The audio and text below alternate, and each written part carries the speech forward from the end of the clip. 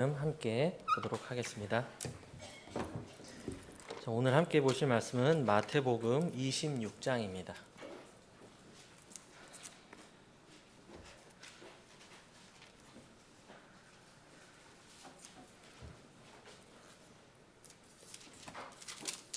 마태복음 26장 36절에서 41절까지 말씀,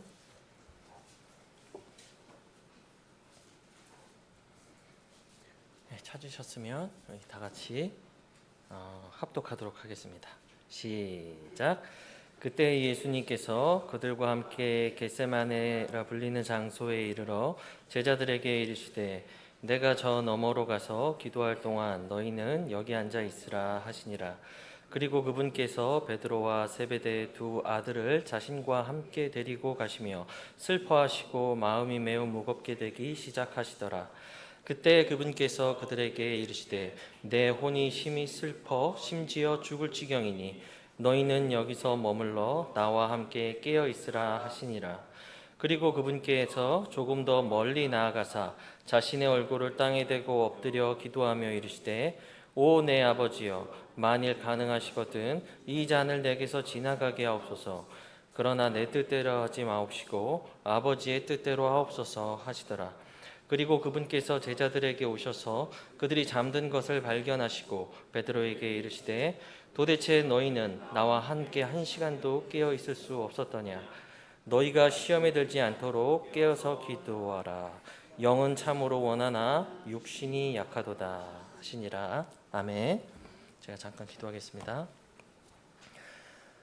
사랑과 자비가 풍성하신 우리 아버지 하나님, 늘 신실하신 아버지의 뜻 가운데 우리를 굶주린 채로 내버려 두지 아니하시고 하나님의 입에서 나오는 모든 말씀으로 우리를 양육하여 주시는 우리 목자 되신 하나님 아버지께 감사와 찬양을 올려드립니다. 오늘 우리에게 풍성한 것들을 허락하신 아버지의 은혜 안에서 이 오후 모임 가운데도 아버지께서 주신 말씀을 함께 나누고자 합니다. 말하는 자나 듣는 자 모두 하나님께로부터 가르침을 받는 복된 시간이 되게 하여 주시옵시고 감춰진 것 없이 우리가 주어진 말씀 깨닫는 영적 지혜와 총명들을 허락하여 주시옵소서. 감사드리며 예수님의 이름으로 기도드립니다. 아멘. 자, 이전에 한번 나눴던 말씀인데 필요하다고 생각되어서 우리 지체들과 함께 나누기를 원합니다. 오늘 말씀의 제목은 낭망한 성도들을 찾으시는 하나님이라는 제목으로 함께 나누도록 하겠습니다. 제가 예전에 이렇게 시리즈로 이렇게 작성했던 설교문이었는데요. 이게 성경을 살펴보면서 하나님께서 이렇게 다양한 사람들을 찾으시는구나라는 것을 이제 그때 많이 배웠던 말씀이기도 합니다. 실제로 우리가 성경을 살펴보면은 하나님께서 여러 가지 다양한 유형의 사람들을 찾고 계신다는 것을 우리가 보게 되는데요. 첫 번째, 대표적으로는 여러분도 잘 알다시피 하나님께서는 잃어버린 죄인들을 찾으십니다. 어떻게 보면 슬프고 불행한 일이기도 한데요. 하나님께서 잃어버린 죄인을 찾으신다는 것은 성경에 나타난 첫 언급이기도 합니다. 어떠한 유형의 사람을 하나님께서 찾으실 때 찾으셨던 그 첫 번째 종류의 사람이 바로 잃어버린 죄인이었다는 것이죠. 창세기 보면은 하나님께서 금하셨던 열매를 아담이 먹고 두려워서 피해서 숨었습니다. 그때 하나님께서 숨어있던 아담과 하와에게 말씀하셨던 그 말씀이 내가 어디 있느냐 였습니다. 자, 이게 성경의 첫 언급의 법칙에 해당합니다. 이 모형과 유형은 앞으로도 계속 반복되어집니다. 신구약 성경 안에서요. 잃어버린 죄인을 찾으시는 하나님은 신구약 성경의 또한 주제이기도 합니다. 하나님께서 끊임없이 배역하고 배반하고 배교하는 죄인들을 향해서 끊임없이 손을 내미시는 것이 신구약 성경의 주제이기도 하죠. 이런 죄인들을 찾아다니시면서 긍휼을 베푸시는 하나님께서는 그럴 자격 없는 자들에게 자기 하나밖에 없는 독생자를 우리와 똑같은 모습으로 보내주시기까지 우리를 사랑하셨습니다. 그 아들께서 오셔서 사마리아 여인에게 이렇게 말씀하셨죠. 하나님께서는 영이시니 영과 진리로 경배하는 사람을 찾으신다라고 말씀하셨습니다. 하나님께서 잃어버린 죄인들을 끊임없이 찾아다니시다가 이제 신약 시대에 와서는 거듭나고 다시 태어나서 영과 진리로 경배하는 사람들을 찾고 계신다는 것이죠. 이 이외에도 하나님께서는 구령자들을 찾으십니다. 무너져가는 멸망당에 마땅한 니느웨를 살리기 위해서 구령자 요나를 보내시죠. 그리고 중보자를 찾기도 하십니다.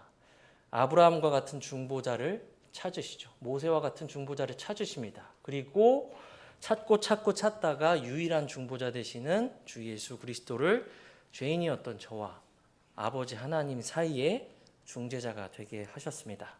자, 이렇게 잃어버린 죄인, 그리고 영과 진리로 경배하는 사람, 그리고 구령자, 중보자, 하나님께서 많은 사람들을 찾으시지만 오늘 우리가 읽었던 본문의 제안에서 살펴본다면 낭망하는 사람을 찾으시는 하나님이라고 우리가 함께 제목을 짓고 한번 교훈을 나눠 보았으면 좋겠습니다. 실패하고 낭망한 사람이라고 우리가 성경 안에서 그런 인물이 누가 있을까 생각하면은 각자 여러 가지 인물들을 떠올려 보실 수 있을 것 같습니다. 아담이 될 수도 있고, 사울이 될 수도 있고, 다윗이 될 수도 있고, 솔로몬이나 엘리야가 될 수도 있습니다. 하지만 오늘 본문을 읽고 눈치채셨 것처럼 오늘은 베드로의 한정에서 우리가 살펴보고자 합니다. 오늘 하나님께서 찾고자 하는 유형의 사람은 바로 실패한 사람 베드로입니다. 자, 제목은 이렇게 붙였지만 우리가 모두 잘 아시다시피 베드로는 불신자가 아니죠. 구원받은 사람입니다. 그리고 주님께 친히 임명받은 12사도들 가운데 하나죠. 지역교회 리더이고 왕국의 복음을 선포하면서 병인들을 고치고 죽은 자를 살리기도 했습니다. 하지만 이렇게 위대한 사람도 우리와 똑같은 성정을 가지고 있는 연약한 사람이라는 것도 우리가 알고 있죠. 베드로는 지금 현재 저와 여러분이 겪고 있는 똑같은 연약함과 실패를 모두 가감없이 경험한 사람입니다. 똑같은 믿음의 퇴보를 경험했죠. 그리고 주님을 부인하기까지 했습니다. 제가 베드로라면 내 설교로 3,000명이 회개하고 날 때부터 걷지 못했던 사람을 일으키고 이런 기록들은 남기고 싶을 것 같아요. 그런데 오늘 우리가 본문으로 읽었던 이 굴욕적인 사건에 대해서는 후대에 영원히 남게 될 이 성경 기록에서 제발 제외시켜달라고 제가 베드로라면 주님 앞에 구했을 것 같은데 성령님께서는 그렇게 하지 않으셨습니다. 왜냐하면 베드로 때문이 아니라 저와 여러분 때문이죠. 로마서 15장 4절은 이렇게 말씀하고 있습니다. 이전에 기록된 것들은 무엇이든지 우리의 배움을 위해서 기록되었다고 말씀하고 있습니다. 솔로몬이 이렇게 말했죠. 해 아래 새로운 것이 없습니다. 어제 있었던 것이 오늘도 있고 오늘 있었던 것은 우리가 경험하진 않은 장차 올 세대에도 똑같이 있을 것입니다. 그렇기 때문에 모든 세대를 포괄하는 하나님의 말씀에서 우리가 유익을 얻기 위해서는 성령님께서 반드시 베드로의 이런 굴욕적인 기록까지도 남기셔야 되겠죠. 그리고 이러한 점은 우리가 성경 기록이 아주 객관적이고 믿을 만한 자료로서 우리가 충분히 받아들일 수 있도록 해주는 아주 중요한 요소이기도 합니다.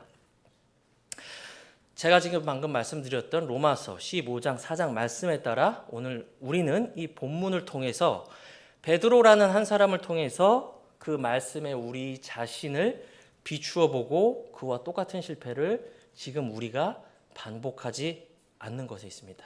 아멘이십니까? 그리고 그것이 하나님께서 성경 기록을 오늘 우리에게 남겨주신 이유와 목적이 될 것입니다. 자, 유명한 말이 있습니다. 적을 알고 나를 알면 100번 싸워도 위태로움이 없다라는 말 다 들어보셨죠? 손자병법에서 나오는 말입니다. 이 말을 반대로 하면 적을 모르고 나를 모르면 100번 싸워도 위태롭다라는 말과도 똑같겠죠. 우리가 영적 세계에 있어서 정말 손자병법서라고 부를 수 있는 것은 성경밖에 없는 것 같습니다. 오늘 우리가 나눈 본문 말씀을 통해서 우리가 베드로와 같은 실패를 반복하지 않기 위해서 무엇을 우리 마음의 염두에 두어야 되는지 한번 살펴보도록 하겠습니다. 먼저 두 가지를 살펴보길 원합니다. 오늘 본문의 배경, 그리고 우리가 살펴보고자 하는 사도 베드로가 가진 인간적 성향, 두 가지를 먼저 살펴보겠습니다. 우리 중고등부 친구들까지도 너무 잘 알 정도로 베드로는 되게 잘 알고 있죠. 어부입니다. 이 어부라는 직업에 걸맞게 굉장히 성격이 급한 다혈질의 사람이었습니다. 대체로 이런 성향을 가진 사람들이 앞날에 대한 세밀한 계획은 없이 감정적이고 즉흥적인 일처리를 행동을 많이 하죠. 우리는 실제로 복음서에서 베드로가 이렇게 행동하는 모습을 많이 봅니다. 베드로가 위대한 신앙 고백을 합니다. 주는 그리스도시요 살아계신 하나님의 아들입니다 라고 고백을 했습니다. 정말 이 베드로가 웬일인가 할 정도로 이런 대단한 신앙 고백을 했는데 몇 구절도 가지 못해서 주님께 엄청난 꾸지람을 듣게 되죠. 주님은 베드로에게 사탄아 내 뒤로 물러가라 라고 곧바로 꾸짖음을 당합니다. 6월절 전날 예비일에 주님께서는 제자들의 발을 씻어주셨습니다.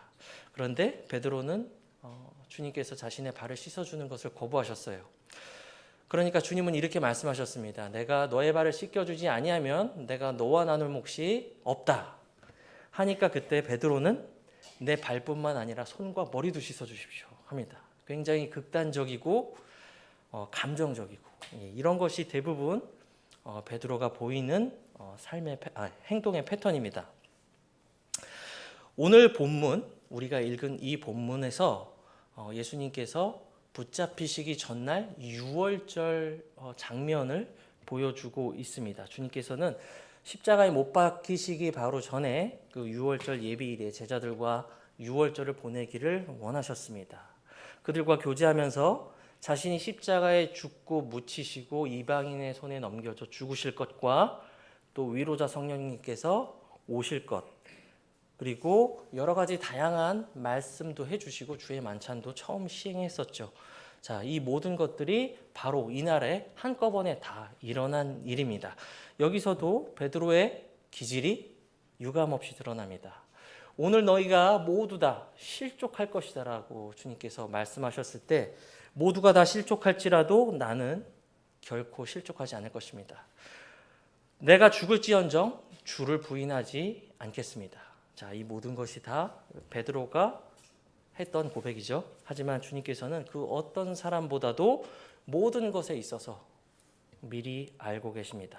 주님께서 이렇게 말씀하십니다. 누가복음 22장 31절부터 32절까지입니다. 제가 다른 복음서이기 때문에 읽어드리도록 하겠습니다. 시몬아 시몬아 보라 사탄이 너희를 밀가부르 듯 하려고 너희를 갖기 원하였느니라. 그러나 내가 너를 위하여 내 믿음이 쇠하지 않도록 기도하였으니 내가 돌이킨 뒤에 내 형제들을 강건하게 하라 라고 말씀했습니다. 자, 여기서 베드로가 돌이켰다는 것을 언급한 주님의 말씀을 우리가 잠깐 기억해 볼 필요가 있고요. 그리고 주님께서 하신 이 누가복음 22장 31절의 말씀은 앞으로 베드로를 비롯한 그분의 제자들이 당면할 엄청난 영적 전투를 암시해주고 있다는 것을 우리가 기억할 필요가 있습니다. 주님께서 이때 베드로를 비롯한 자신의 제자들을 위해서 기도해 주십니다. 자, 볼까요? 누가복음 22장 31절 내가 너를 위하여 내 믿음이 쇠하지 않도록 기도하였으니 라고 말씀하고 있습니다. 예수님께서는 베드로를 위해서 기도해 주시는 분이 아닙니다. 예수님은 아까 말씀드렸다시피 영원한 중보자이십니다. 지금도 하늘 성소에서 항상 살아계셔서 자기에게 나오는 자들을 위하여 끝까지 중보하시고 구원할 능력을 가지고 계시는 분이십니다. 자, 이 만찬을 마치고 주님과 제자들은 거기에서 가까운 곳에 있는 베다니 근처 겟세만이라는 곳에 가서 예수님께서는 이제 대적들에게 붙잡히시기 전까지 기도하십니다. 자, 이제 본격적인 영적 전투에 들어갑니다. 방금 전 누가복음 22장에서 주님께서 예고하신 그 상황이 얼마 되지도 않아서 벌써 그 상황이 제자들에게 들이닥쳤습니다.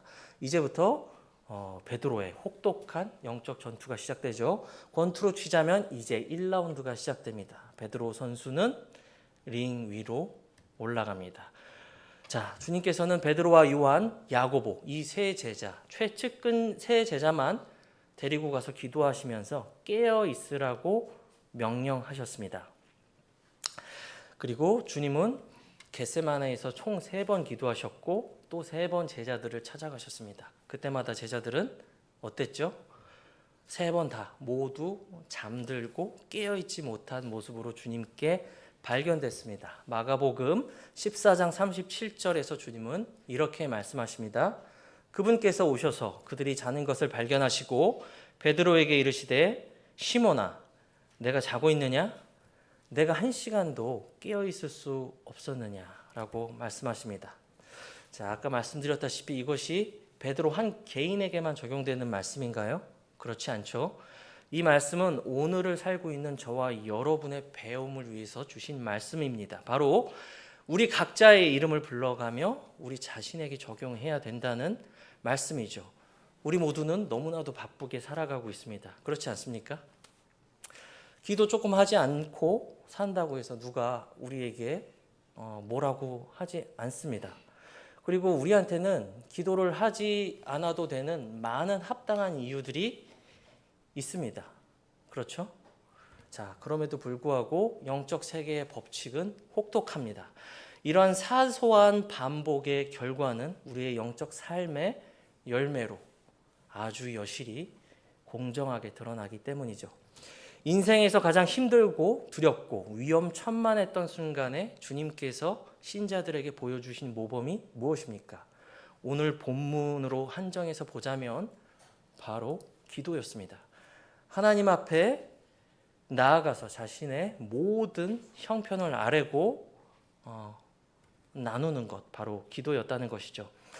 저와 여러분은 이런 은혜의 수단을 부지런히 활용하지 않고도 이 악하고 무서운 세상을 살 만큼 능력 있는 존재들이 아닙니다. 그것이 성경이 우리에게 처음부터 끝까지 일관되게 말씀하고 있는 것이죠. 그것은 베드로라고 틀리지 않습니다. 그렇죠? 우리와 똑같이 연약한 성정을 가지고 있는 사람이기 때문입니다. 그런데 베드로는 이 피비린내 나는 영적 전쟁터에서 지금 어떻게 하고 있습니까? 아주 곤히 잠들어 있습니다. 이 1라운드의 싸움의 시작부터 베드로는 완전히 패배한 채로 넉다운이 되어 있는 것이죠. 마귀와 자신의 육신의 싸움에서 완전히 실패한 베드로의 모습을 지금 우리는 보고 있습니다. 우리는 스스로에게 질문을 해야 합니다. 베드로의 실패가 곧 나의 실패가 될 수 있다면 말이죠. 나는 주님과 함께 기도로 깨어 있는가? 주님께서 나에게 명령하신 것처럼 나는 그분과 함께 동행하고 있는가? 라는 것에 대해서 우리가 끊임없이 우리 자신에게 질문을 해야 된다는 것입니다. 깨어 있으라 라고 말씀하신 주님의 명령이 저와 여러분의 마음에 불타오르기를 축원합니다. 이제 2라운드가 시작됩니다. 결국 이 베드로와 제자들은 원수들이 칼과 몽둥이를 가지고 들이닥칠 때까지 계속 잠들어 있습니다. 이렇게 하기도 쉽지 않은데 어떻게 보면 정말 대단한 것 같기도 하죠. 그리고 주님은 이제 대적들에게 제자의 배반으로 잡히게 됩니다. 이제부터 우리는 영적인 일에 실패한 육신적인 성도가 어디까지 추락할 수 있는지의 모습을 살펴보게 됩니다. 위기의 순간 베드로는 자신의 품에 있던 칼을 뽑아서 상대편의 귀를 자릅니다. 알고 계시죠? 하지만 주님의 의도는 그것이 결코 아니었습니다. 지금은 베드로가 칼을 휘둘러서 이 상황을 타게 하는 것이 주님이 계획한 것이 아닙니다.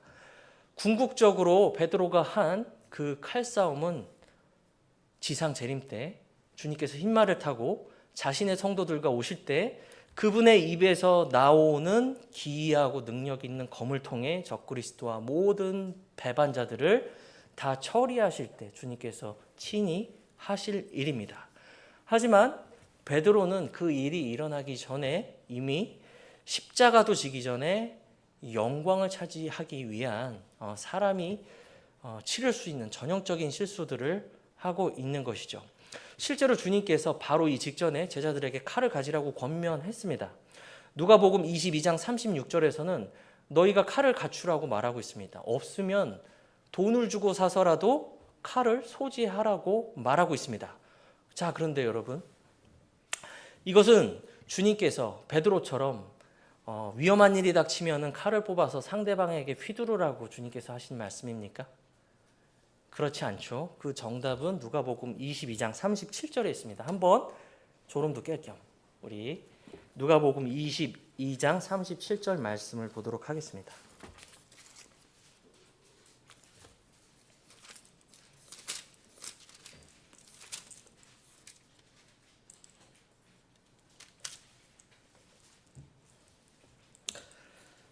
자, 우리 두 구절인데 36, 37을 우리 같이 합독하도록 하겠습니다. 시작.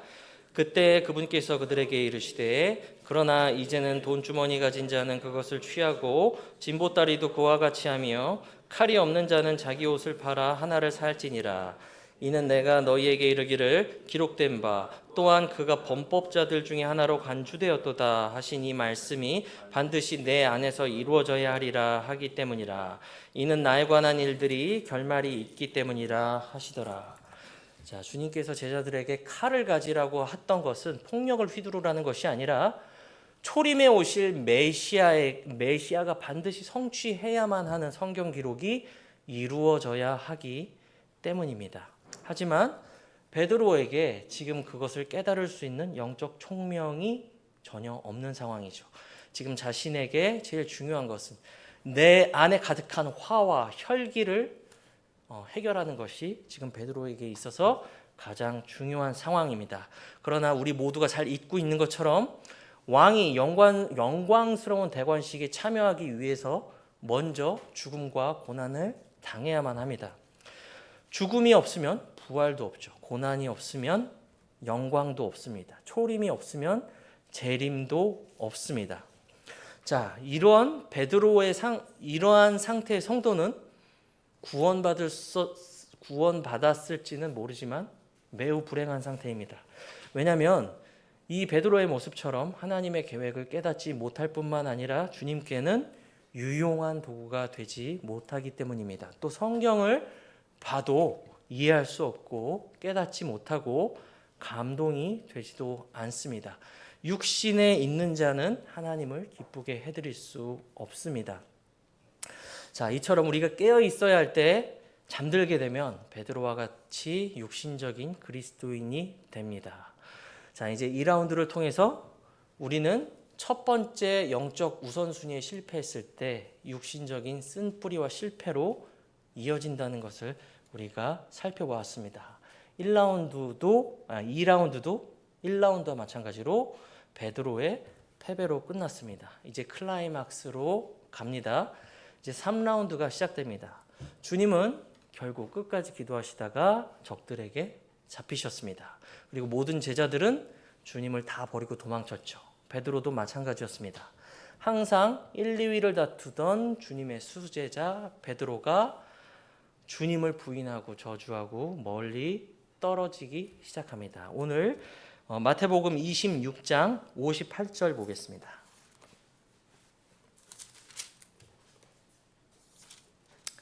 58절 베드로는 멀찍이 떨어져 그분의 뒤를 따라 대제사장의 관저에 이르렀고 라고 말하고 있죠. 자, 언제나 앞에서 주님을 대변하는 듯 했던 베드로는 이제 주님과 거리를 두기 시작합니다. 첫 단추가 잘못 채워졌는데 그 다음 단추가 어떻게 올바른 위치에 끼워질 수가 있겠습니까? 성경은 항상 영적인 우선순위를 먼저 강조해서 말씀하고 있습니다. 이 우선순위가 뒤바뀌게 될 때 우리 자신들도 나는 베드로처럼 되지 않을 거야라고 말하는 것은 아까 본문 초반에서 내가 모두가 다 실족해도 저는 실족하지 않습니다라고 주님 앞에 장담했던 베드로의 모습과 다를 바가 없다는 것이죠. 우리가 주님과 멀어지기 위해서 복잡한 일을 행할 필요가 없습니다. 예를 들어서 우리가 주님과 멀어지기 위해서 간음하거나 도둑질하거나 살인을 할 필요 없습니다. 베드로에게 일어났던 것처럼 우리가 주님으로부터 멀어지기 위해서 그저 깨어 있어야 할 때 그러지 않으면 그만입니다. 그저 내가 있는 곳에서 편안하게 따뜻하게 어렵지 않게 그냥 잠들어 있으면 됩니다. 그러면 어느 순간 우리는 베드로가 실패했던 모습 그대로로 주님 앞에 드러난다는 것이죠. 이제 점점 주님과 거리를 두고 걷던 베드로는 이제 대제사장 관저 밖에서 하인들과 여종들과 함께 불을 쬐고 있습니다. 자, 영적으로 핍절한 실패하고 낭망한 성도의 전형적인 모습을 한번 살펴보시기 바랍니다. 바로 몇 시간 전 우리 주님께서는 요한복음 15장 15절에서 베드로에게 친구라고 말씀해 주셨습니다. 하지만 지금 베드로는 어떻습니까? 지금 베드로 옆에는 종들만 있습니다.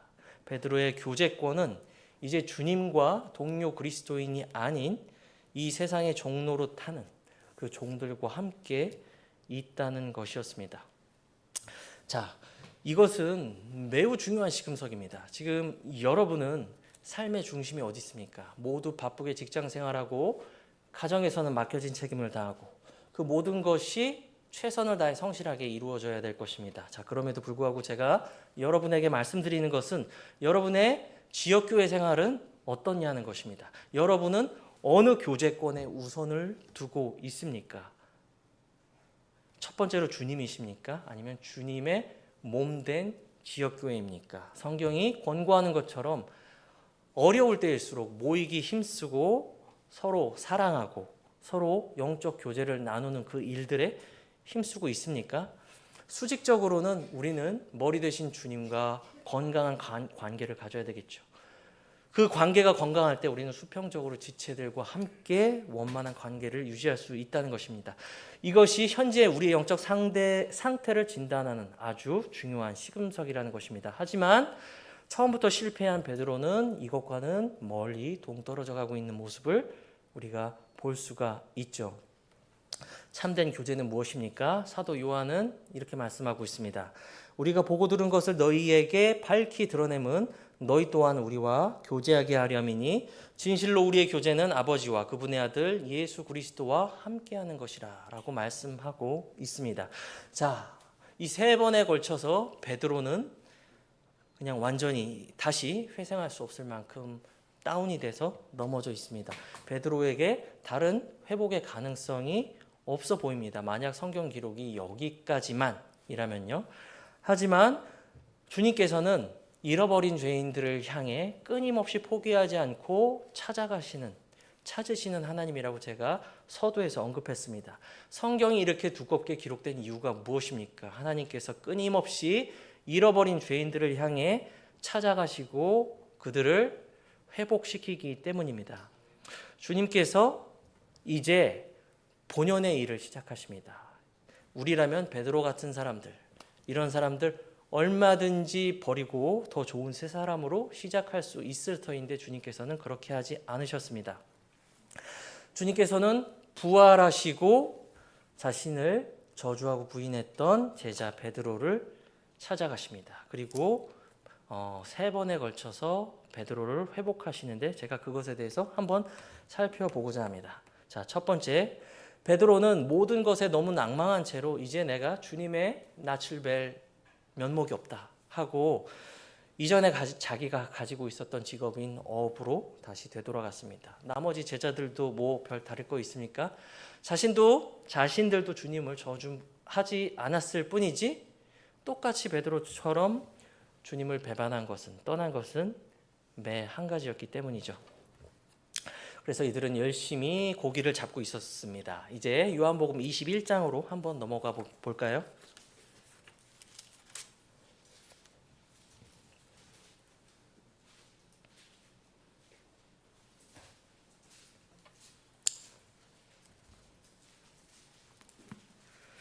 자, 21장 6절 제가 읽어드리겠습니다. 그분께서 그들에게 이르시되 그물을 배의 오른편에 던지라 그리하면 너희가 얻으리라 하시더라. 그러므로 그들이 그물을 던졌더니 이제 물고기가 많아 그들이 그것을 당길 수 없었더라. 자, 여러분 이 장면 어디서 많이 보신 것 같지 않으십니까? 자, 지금은 주님의 공생애 4번의 6월절이 지나고 주님의 부활하신 시점입니다. 하지만 주님의 공생애 기간에도 제자들을 주님의 공생애 사역 초기에도 이와 똑같은 일이 있었습니다. 누가복음 5장에 나오는데요. 그때 고기를 잡고 있던 시몬과 베드로와 제자들에게 그때 똑같은 상황이 일어났습니다. 제가 읽어드리겠습니다. 선생님이여 우리가 밤새도록 수고했으나 아무것도 잡지 못했습니다. 그럼에도 불구하고 선생님의 말씀에 따라 내가 그물을 내리겠나이다 하더라. 그들이 이 일을 행하였을 때 심히 많은 물고기가 잡혀 그들의 그물이 찢어졌더라 라고 말씀하고 있어요. 자, 지금 있었던 일들은 예전에도 사역 초기에도 제자들이 이미 경험한 바 있습니다. 자, 왜 굳이 똑같은 이 일들을 주님은 베드로를 비롯한 제자들에게 보여주셨을까요? 그것은 우리가 누가복음 5장을 가서 보면 알 수 있는데요. 자, 누가복음 5장 5절에서 8절까지 이 똑같은 사건이 일어났을 때 베드로는 주 예수 그리스도를 향해서 이렇게 말합니다. 오 주여 내게서 떠나소서 이는 내가 죄 많은 사람이기 때문입니다 라고 고백합니다. 베드로가 예수님을 랍비 선생이라는 호칭이 아닌 주님이라고 처음 불렀던 때가 바로 누가복음 5장의 사건의 때였습니다. 그리고 예수님을 주님이라고 부르는 동시에 자신을 죄인이라고 고백했었죠. 자, 자라보고 놀란 가슴, 소뚜껑 보고 놀란다는 속담 아시죠? 그만큼 과거에 있었던 인상 깊은 일들은 어떠한 방식으로든 후에 내 생각에 영향을 미친다는 것입니다. 베드로에게도 이런 첫 회심의 사건, 자신을 죄인으로 고백했던 이 사건이 분명히 마음속에 강하게 있었을 것이라고 생각이 됩니다. 그리고 지금 부활하신 주님께서는 그때 자신의 경험에 있었던 똑같은 기적을 행하셨습니다. 그래서 요한복음 21장의 기록을 보면 이 기적을 보고 누구도 주님이라고 부르지 않았습니다. 이 사건 자체가 바로 저기서 우리를 부르는 분이 주님이라는 것을 알고 있기 때문입니다. 그리고 베드로가 회개했다는 것 아까 잠깐 기억하면 좋다고 말씀드렸죠. 누가복음 23장 32절에서 주님께서는 베드로가 사탄에게 밀가 부르듯 함을 당할 것이라고 예언했지만 또 한 가지 예언했죠. 내가 돌이킨 뒤에는 내 형제들을 강하게 해라 이렇게 말씀하셨습니다. 자, 이런 여러 가지 주님의 말씀과 정황으로 볼 때 베드로가 분명히 자신이 주님을 부인하고 저주했던 죄들을 회개했던 것으로 보입니다. 회개하는 모든 사람들을 주님께서는 받아들여 주시죠.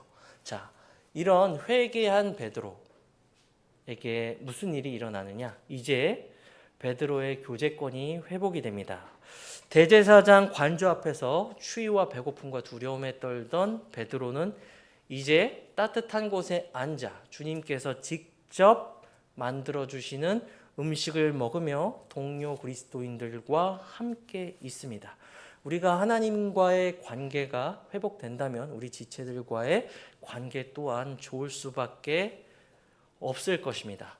자, 그리고 주님께서는 궁극적으로 여기서 멈추는 것이 아니라 이전에 베드로에게 주었던 모든 지위와 사명을 다시 회복시키시고 그에게 일꾼으로서의 사명을 다시 감당시키시죠. 제 말씀의 결론입니다. 자, 베드로 후서 2장 20절에서 21절을 보면은 이건 사도 베드로의 경험이 아주 진하게 묻어있는 자전적인 고백이다라고 저는 생각이 되어집니다. 제가 읽어드리겠습니다. 만일 그들이 곧 구주 예수 그리스도를 아는 지식을 통해 세상의 오염에서 벗어난 뒤 다시 그 안에 얽매여서 정복되면 그들의 나중 결과가 오염에서 벗어난 뒤에 다시 그 안에 얽매여서 더 악화되기 때문이라. 컨트롤 V를 2번 눌렀습니다. 죄송합니다. 자, 예, 이전보다 회심 이전보다 제가 다시 옛날 세상으로 돌아가면은 그 영적 상태가 더 악해진다는 말이죠. 이는 그들이 의의 길을 안 뒤에 자기들에게 전해진 거룩한 명령에서 돌아서는 것보다 의의 길을 알지 못한 것이 더 나았을 것이기 때문이라 라고 말하고 있는데, 이것은 구원을 잃어버린다는 것이 아니라 구원받은 성도가 백슬라이딩 했을 때, 자기와 같은 경험을 했을 때 그 고통이 얼만큼 정말 대단한지 어떤 그런 자전적인 고백이 묻어나는 저는 성경 구절이라고 생각이 듭니다. 그리고 사도 베드로는 베드로전서 5장 8절에서 9절에 이렇게 권면하죠. 정신을 차리고 깨어 있으라. 자, 베드로가 한 말입니다, 여러분. 예수님이 직접 옆에 계셨는데도 3번씩이나 잠에 들었던 베드로, 그리고 오순절 이후에도 감옥에서 잠들었던 베드로, 바로 그 사도 베드로가 모든 신자들에게 정신을 차리고 깨어 있으라 라고 말씀하고 있다는 것이죠. 이는 너희 대적마귀가 으르렁거리는 사자같이 삼킬 자를 찾아 두루 다니기 때문이다. 그런즉 믿음에 굳게 서서 그를 대적하라. 이는 세상에 있는 너희 형제들도 동일한 고난을 겪는 것을 너희가 아느니라. 자, 이 말씀은 사도가 이 권면에 앞서서 모든 그리스도인들이 자기가 했던 경험을 누구도 경험하지 않았으면 하는 그 바람이 들어있다고 개인적으로는 생각이 듭니다. 왜냐하면 정신을 차리고 깨어 있어야 할 때 자기가 권면한 것처럼 자기는 깨어 있지 못했기 때문이죠. 그렇기 때문에 이것은 내가 했던 그 고통스러운 실패, 내가 사랑하고 따랐던 그 주님을 저주하고 부인했던 것과 같은 그러한 반복들은 결코 이후에 그리스도인들은 경험하지 않길 바라는 사도의 어떤 회환이 녹아있는 권면이다라는 생각이 듭니다. 자, 이 말씀은 영감받은 말씀일 뿐만 아니라 베드로의 개인적인 경험이 있는 고백이죠. 혹여나 여러분 가운데 지금 베드로와 비슷한 경험의 자리에 있는 분이 있다면 베드로를 회복하신 주님께서 여러분도 회복하실 것입니다. 믿으십니까? 왜냐하면 그분께서는 어제나 오늘이나 영원토록 동일하시기 때문입니다. 그분은 끊임없이 잃어버린 죄인들을 향해 다가가고 있습니다. 오늘이 받아주시는 때고 오늘이 구원의 날입니다. 지금 주님께서 긍휼의 자리로 나오라고 강하게 여러분을 도전하고 있습니다.